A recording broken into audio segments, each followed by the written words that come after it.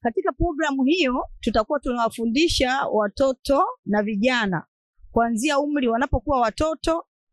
Watafundishwa uwajibikaji, watafundishwa kumjua Mungu, watafundishwa maadili.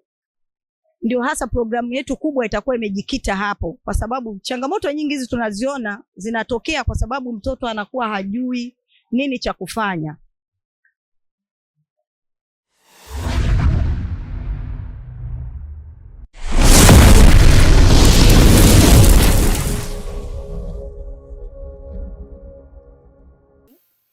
Tuna sherehe ya WAWATA Day itakayofanyika tarehe 30 mwezi wa 8 2028.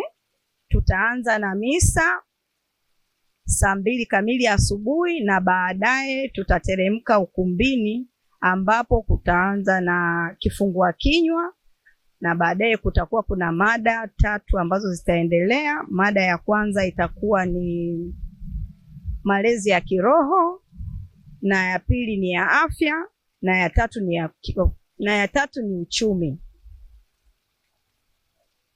WAWATA Day ya mwaka huu 2026 ina maana kubwa sana kwa WAWATA wa parokia ya Segerea, kwa sababu ina lengo ya kutukusanyisha wote wa mama kwa lengo la kujifunza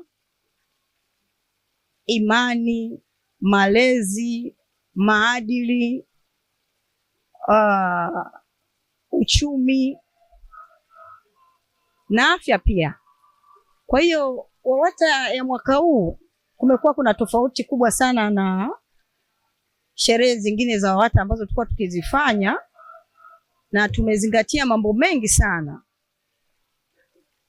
na ndio maana ukiona WAWATA yetu ya sasa hivi kuna mambo. Kwanza tumeanza na kiroho. Tukiimarishwa kiroho, hata kimwili tutakuwa tuko vizuri. Dhamira imejikita kwenye malezi bora na uimara wa familia kama kanisa dogo la Mezani. Kwa nini mmeona ni muhimu kuzungumzia jambo hili kwa wakati huu? Tumeona ni muhimu kuzungumzia jambo hili kwa wakati huu kwa changamoto nyingi tunazoziona za malezi, maadili katika jamii yetu, na hasa changamoto kubwa sana iliyotupelekea kufanya hili ni kwa sababu kikubwa, kama mmeona, ndoa nyingi sana zinavunjika sasa hivi. Kwa hiyo tukaligundua hilo kwamba tufanye nini kwenye WAWATA ya mwaka huu. Tukaona ni vizuri zaidi tuanze hili ambalo tumelianza. Tumejikita kwenye swala la malezi, na katika malezi hayo tumeanza na kusali, tukimuomba Mungu aweze kutuongoza ili tuweze kuwa na hekima, busara na akili ya kufanya kitu kizuri, kuandaa. Kwa hiyo WAWATA hii tumeiandaa.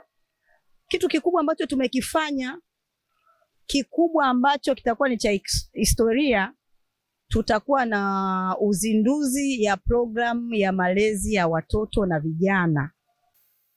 Katika programu hiyo tutakuwa tunawafundisha watoto na vijana kuanzia umri wanapokuwa watoto.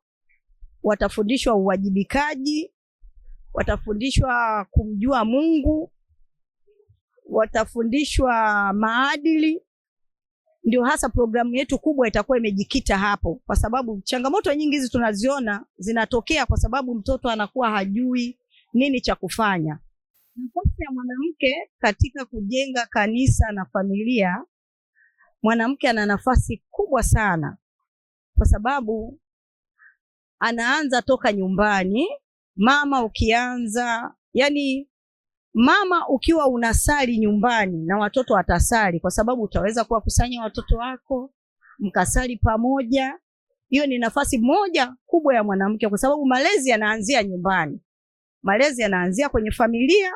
Tukitoka kwenye familia ndio tunakuja kanisani. Hatuwezi kuwa wanawake bora tukafanya kazi ya wanawake vizuri kama huku chini hatujatengeneza au hatujatengenezwa. Kwa hiyo nafasi ya mwanamke inaanzia nyumbani na baadaye ndio inakuja kanisani, na ndipo ubora utakapoonekana mzuri zaidi. Ambao ningependa mwanamke atakayehudhuria Water Day aondoke nao ni kwamba atajifunza kujenga mwanamke sasa katika yale mazingira ambayo tunasema haitokuwa ya kawaida, kiuchumi, kiroho na kiafya pia. Nichukue nafasi hii ya pekee kuwakaribisha wanawake wote wa Parokia ya Roho Mtakatifu Segerea, msipange kukosa. This is Mbogi TV. Habari, kazi na sala.